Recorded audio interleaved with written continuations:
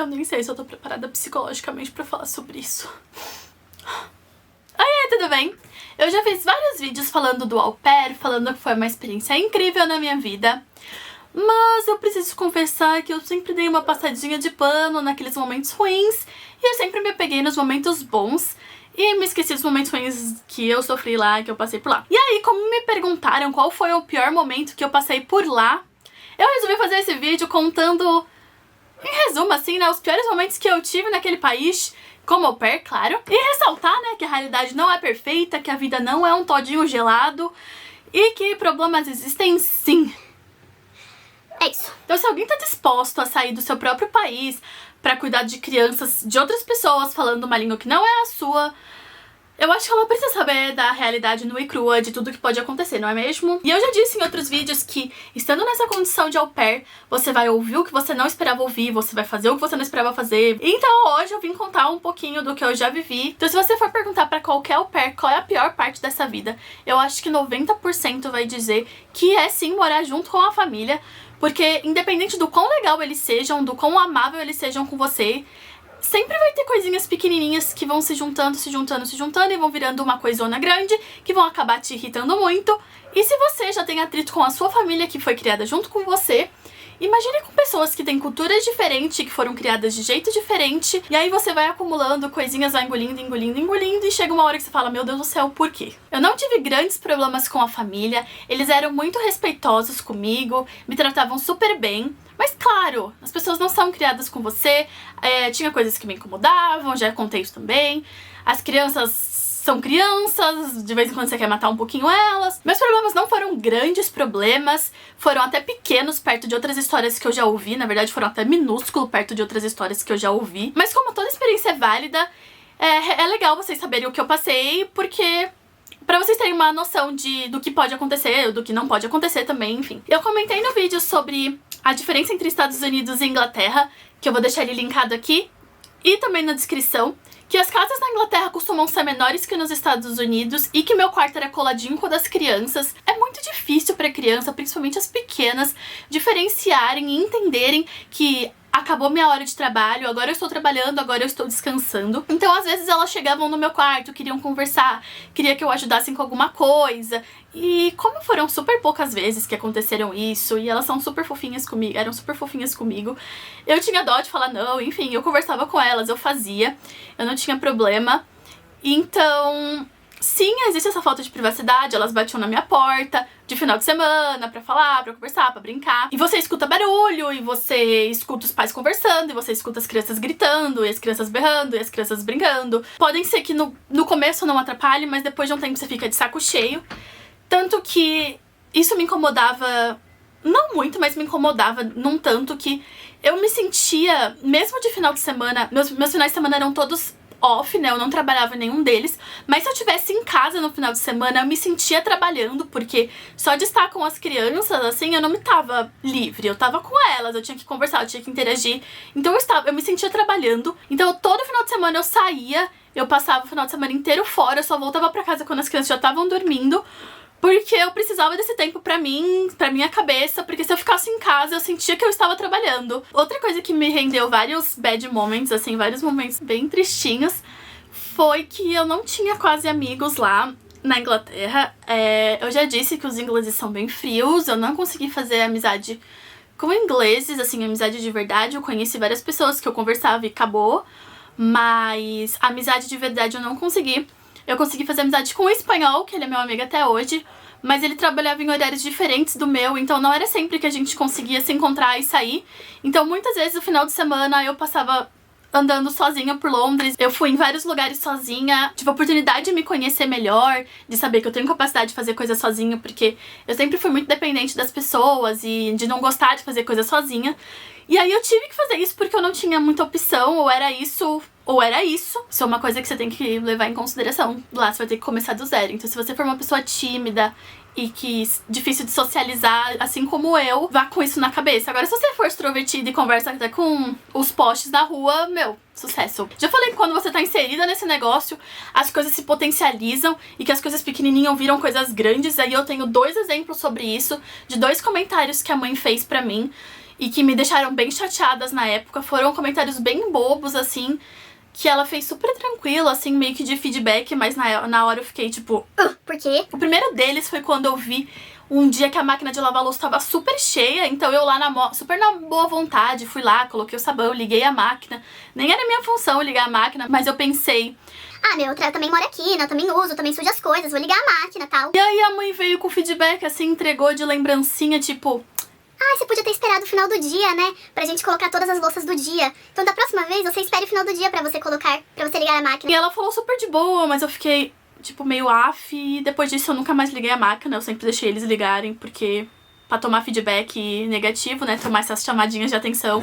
Eu preferi não tomar. Eu sei que é bobo, eu sei que é bobo. Mas, gente, de vez em quando dói, as coisas se potencializam. Principalmente quando você fica mais sensível, você tá longe de todo mundo, você tá falando outra língua. E pequenas coisas viram grandes coisas. E a segunda, que foi um dia que a mãe não conseguiu chegar na hora do jantar pra preparar o jantar. E aí ela me ligou falando assim... Ai, prepara a janta pras crianças e pra você. Beleza, eu fui lá, preparei a janta, estava lá eu cozinhando, enquanto as crianças se degladiavam lá pra saber quem ia cortar a salsicha pra jogar no macarrão. E eu lá, meu Deus do céu, o fogo, as panelas, as crianças se matando com a salsicha. E aí eu fiz a comida, a gente tava lá comendo, eu comi, dei a comida pras crianças, eu tava na boca da criança de 5 anos. Depois fui lá, escovei o dente das crianças, pus elas na cama, tudo bonitinho. Nesse momento a mãe chega em casa e me pergunta assim... Por que você não limpou o fogão? Você devia ter limpado o fogão, né, depois que você cozinhou. Da próxima vez você limpa o fogão depois que você cozinhou. E eu fiquei tipo assim... Querida, por que você não chegou a tempo? Não, mentira, eu não fiquei assim não, mas tava cuidando de 2 crianças, fazendo comida, ajudando elas. Eu não tive tempo pra limpar o fogão. Desculpa, I'm sorry. Mas tudo bem, passou. Ela falou, o feedback não foi... Ela não ficou brava, assim, ela falou de boa. Só que, de novo, as coisas se potencializam. E eu fiquei bem bravinha, assim. Mas passou. Mas aí teve um momento que a mãe forçou a barra, que foi o dia que ela me pediu pra limpar a casa. Nessa semana a empregada não pôde ir, ela faltou, e aí a mãe simplesmente pediu pra eu limpar a casa, ela tava ajudando, né? Eu fiquei um pouco chateada dela ter me tirado do meu quarto no meu tempo off pra eu limpar a casa junto com ela, pra passar pano, pra aspirar, pra varrer, pra fazer tudo, limpar banheiro, tipo, real, limpar a casa. Só que assim eu relevei, porque eu tava na minha última semana, eu não ia trabalhar a semana inteira, e eles iam me pagar a semana inteira, então eu achei que...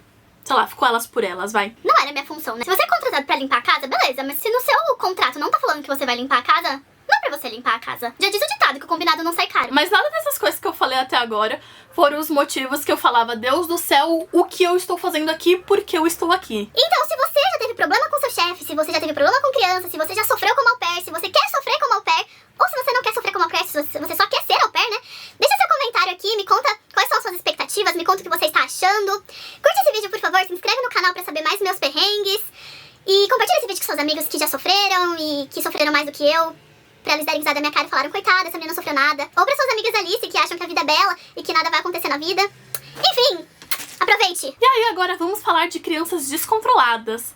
E eu não tô falando de birrinhas, assim, pequenininhas, em que as crianças falam não pra você, não querem fazer o que você manda, sei lá, são mal educadinhas, não. Eu tô falando de crianças descontroladas mesmo, aquelas crianças que você tem vontade de colocar de ponta cabeça, ou você sumir mesmo, né?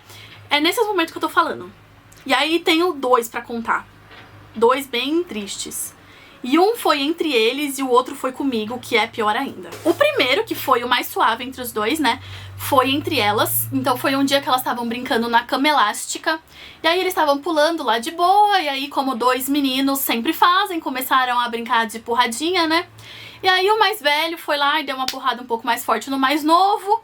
O mais novo ficou putinho, foi lá e deu uma porrada bem mais forte no mais velho. E aí eles começaram a ficar muito bravos um com o outro. Eu entrei no meio da briga, separei os dois, mandei os dois pra dentro da casa, fiquei super brava com eles, falei, cada um pra um quarto.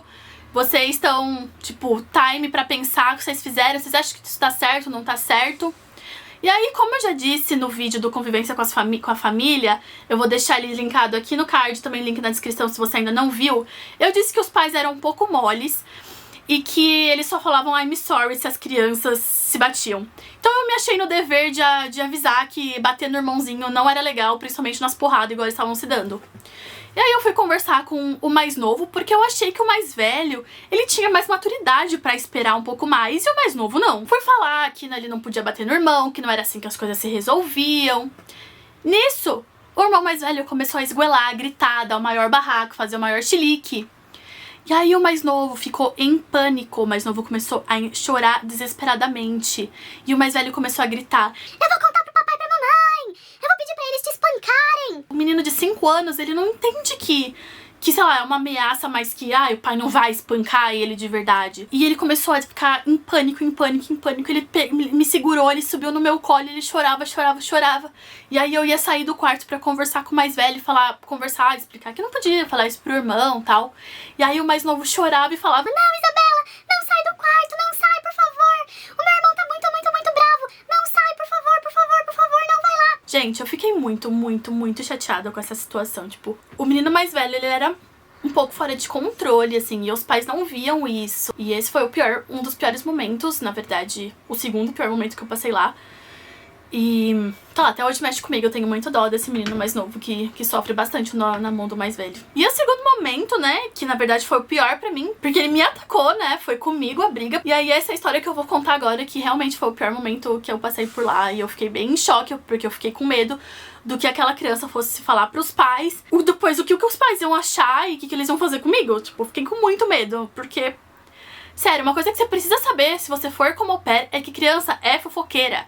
E que as crianças vão contar pros pais ou pra, sei lá, pro professor, ou vão te contar tudo que acontece, tipo, o que aconteceu na escola, ou conta pro professor o que acontece na casa. Sério, criança é muito fofoqueira, eles contam tudo. Já vá ciente disso. E aí, a segunda foi assim: eu tava em casa, né, eles chegaram da escola, e aí correram pra cozinha pra pegar um snack pra comer. E aí, regras da mãe era, chegava da escola, trocava o uniforme e depois comia pra não sujar o uniforme. Aí eles pegaram um salgadinho, pegaram Doritos pra comer, logo Doritos, que é laranja, que suja o universo inteiro. E aí eu falei: não é pra comer agora, vai primeiro trocar o uniforme, depois vocês comem, tá bom? E aí o mais velho me ignorou e continuou pegando o salgadinho, e eu falei: não, vai lá trocar seu uniforme primeiro, depois você come. E aí ele continuou me ignorando, e continuou me ignorando, e eu continuei repetindo, e aí depois da 10ª vez que eu já tinha falado, eu fiquei estressada, peguei o salgadinho e coloquei no alto e falei: vá se trocar primeiro e depois você come. O menino virou um bicho. O menino ficou muito, muito, muito, muito alterado. Ele ficou muito alterado. Ele começou a gritar comigo de um jeito, assim, que eu nunca tinha visto. E começou a falar: você não pode fazer isso comigo. Você acha que isso tá certo? É a minha casa. Eu posso fazer o que eu quiser na minha casa. Você não pode fazer isso. E eu lá, tipo, mantive a plenitude, né, e falei: é só você se trocar que você come, não tem problema, não vou deixar você sem comer. É só você se trocar primeiro pra você não sujar seu uniforme. Sua mãe que pediu pra você se trocar primeiro. E ele começou a gritar, gritar, gritar, gritar, gritar, gritar. E aí chegou uma hora que eu falei: não tem o que eu faço, que esse menino vai continuar dando chilique. E aí eu tava subindo com o mais novo pra trocar o mais novo, porque o mais novo não precisava estar lá vendo tudo.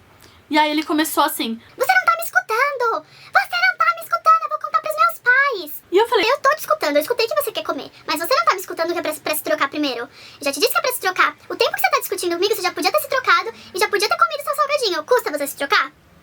E aí ele continuou gritando, gritando, gritando.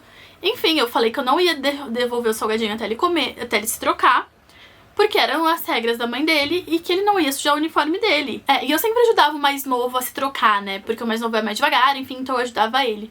Aí ele falou assim: eu vou subir e vou me trocar, só que eu vou me trocar muito mais rápido do que você ajuda meu irmão. E aí eu vou descer muito mais rápido do que você, e aí eu vou comer o quê? Porque o salgadinho tá escondido, tá lá em cima. Vou comer o quê? Lixo? Você quer que eu coma lixo? E eu fiquei assim: primeiro que tem um monte de outra opção, né? Você não precisa comer só aquele salgadinho.